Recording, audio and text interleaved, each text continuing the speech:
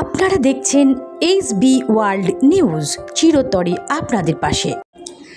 আক্রান্ত digital media সাংবাদিক, আপনারা দেখছেন এসবি ওয়ার্ল্ড নিউজ। আমি সুনন্দা আপনাদের সঙ্গে। তারকেশ্বরের তেঘড়ি মা কালী মন্দিরের খবর সংগ্রহ করতে গিয়ে সাংঘাতিক আক্রান্ত হলেন এক ডিজিটাল মিডিয়ার সাংবাদিক। ঘটনাটি সত্যি নিন্দাজনক। জানা যায়, প্রায় 200 বছরের পুরনো মা কালী মন্দিরের দখলদারি ঘিরে গণ্ডগোলের সৃষ্টি হয়। সাময়িক নির্দেশিকা জারি করে মহামান্য আদালত। 21 এবং 24 তারিখ দুটি নির্দেশিকা জারি করা হয়।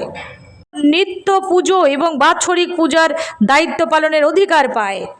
এই পুজোর কাজ শুরু করার কথা হালদার পরিবারের।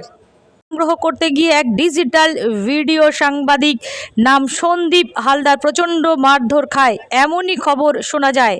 অজ্ঞান অবস্থাতেই তাকে উদ্ধার করে সন্নিকটে তারকেশ্বর গ্রামীণ হাসপাতালে তড়িঘড়ি ভর্তি করা হয়।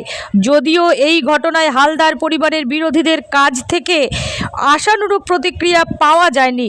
সত্যি কথা বলতে এটি একটা ন্যক্কারজনক ঘটনা। গোটা সাংবাদিক মহল সরব। তবে এই ঘটনার আটক করা হয়েছে একজনকে, পুলিশ সূত্রের খবর।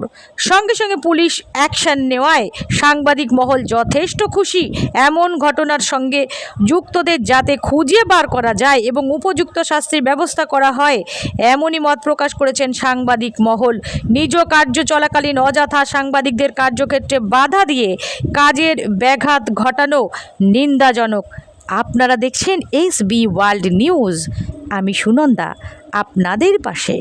আমাদের বাড়ির পাশে একটা মন্দির আছে, সেই মন্দিরে সন্ধিবাজ খবর করতে গেছিলো। ঝামেলা কদিন ধরে চলছিল, এটা নিয়ে খবর করতে গেছিলো।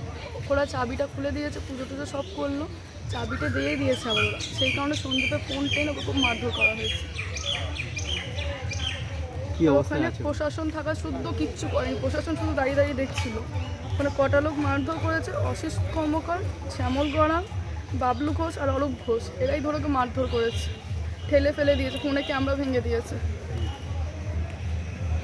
এখন এই অবস্থায় আছে। কিভাবে মেরেছে? মাথায় মেরেছে বাঁশ দিয়ে। আর এখন কি অবস্থা রয়েছে?